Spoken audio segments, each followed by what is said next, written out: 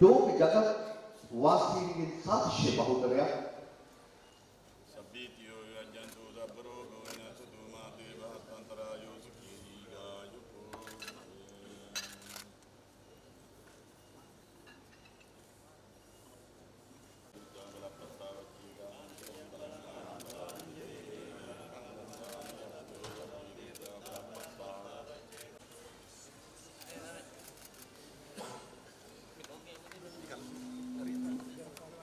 Mangalam Rakhantu Sabba Devata Sabba Sangharakare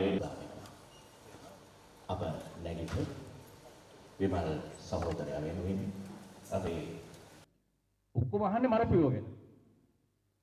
මං දැන් මේ ශාසනයේ පඬුවෙලියයි දෙකම බේරගන්න එපා.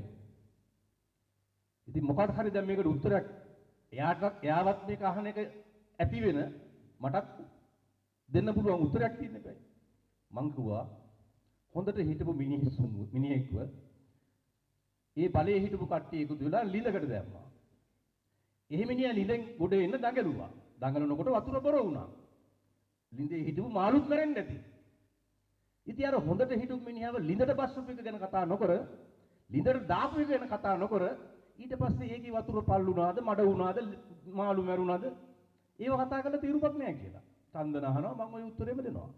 අන්තිමට චන්දනටත් ඇති වුණා අහලා මටත් ඊට වඩා දෙන්න උත්තරයක් තිබෙන්නේ නැහැ. ඒ උත්තරෙන් සාසනයේ පඬුවෙලිය දෙකම බේරගෙන ආවා.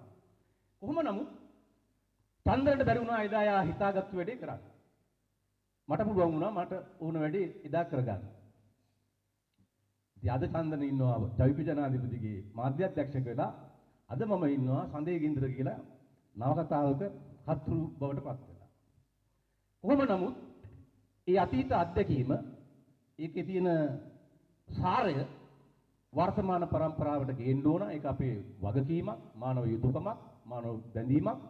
ඒ වගකීම ඉෂ්ට කිරීම සඳහා තමයි මේ කෘතිය නිර්මාණය කළේ. මම ස්තුතිවන්ත වෙනවා සරසවි ප්‍රකාශකයන්ට ඒ කෘතිය මුද්‍රණය කරලා ඉදිරියට කරලා ඒක සමාජගත කරන්න ඒ කාර්යයට කැපවීම සම්බන්ධයෙන් ඒ වගේම අද අපේ ආරාධනාව පිළි අරගෙන මේ අවස්ථාව බල සම්පන්න කිරීම සඳහා සැපමිනි සියලුම මහා සංඝරත්නයට මගේ කෘතවේදීත්වය පිරිනමනවා.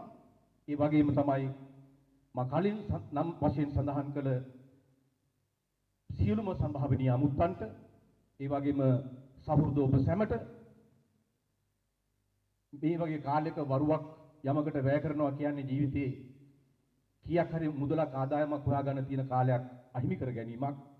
ඒ තරම් තරුණ ජීවන අරගලයක මුළු මහත් සමාජයේ ගොදුරු වෙලා ඉන්න කාලයක්.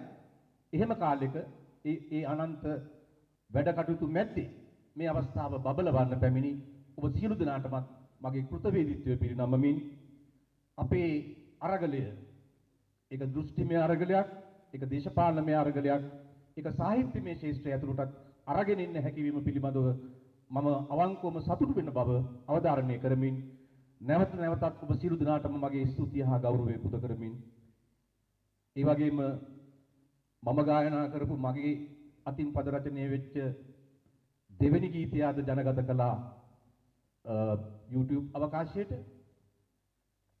මීට කලින් සනපතල මළුව යනුවෙන් ගීතයක් YouTube අවකාශයේ හරහා ජනගත කළා.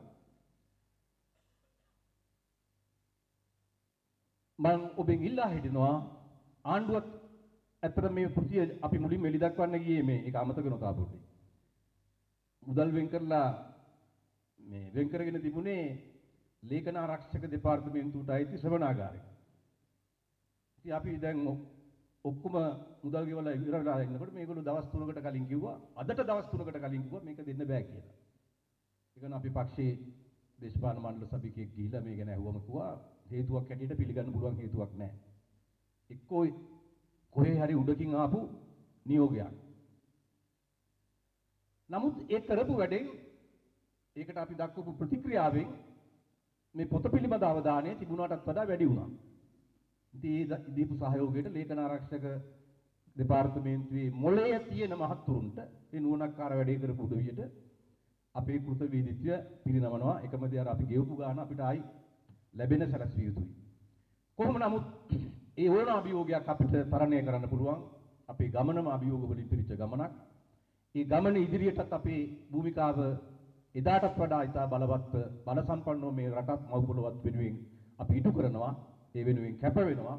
අද ඒ සඳහා මේ ගමනට තවත් ධෛර්යයක් වෙන්න නිර්මාණය කරපු සඳේ ගින්දර කෘතිය එළි දැක්වීමට මෙහි සැපැමිණි ඔබ සියලු දෙනාටම කෘතියේ රචකයා හැටියට මගේ ගෞරවය ප්‍රණාමය සහ ස්තුතිය හදවතේ ගැඹුරුම තැනින් පිරිනමමින් මගේ වචන ස්වල්පය අවසන් කරනවා. සියලු දෙනාටම තෙරුවන් සරණයි. ජයෙන් ජයම වේවා.